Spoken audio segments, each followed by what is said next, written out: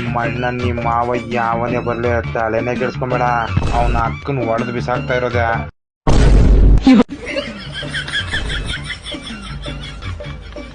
ಅವನ ಅಕ್ಕನ ನಮ್ಮನೆ ಅಕ್ಕನಂತ ಹೊಡಿರೋ ಇಲ್ಲ, ಯಾರು ಹೊಡೆದಿಲ್ಲ ಕಣೆ. ಯಾರೋ ಹುಡುಗರು ರೋಪ್ ಹಾಕಿದ್ರು, ಅದಕ್ಕೆ ನಾನು 2 ತಲೆ ಮೇಲೆ ಬಿಟ್ಟೆ ಕಣೆ.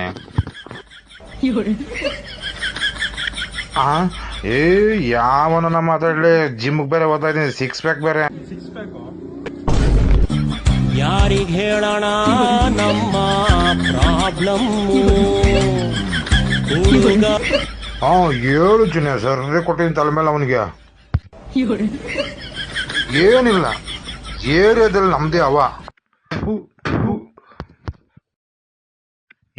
ಉಗೀತಾ ಇಲ್ಲ ಕಣೆ, ನಾನ್ ಬೂಮರ್ ಹಾಕೊಂಡಿದ್ದು ಉಗ್ದಿದ್ದು.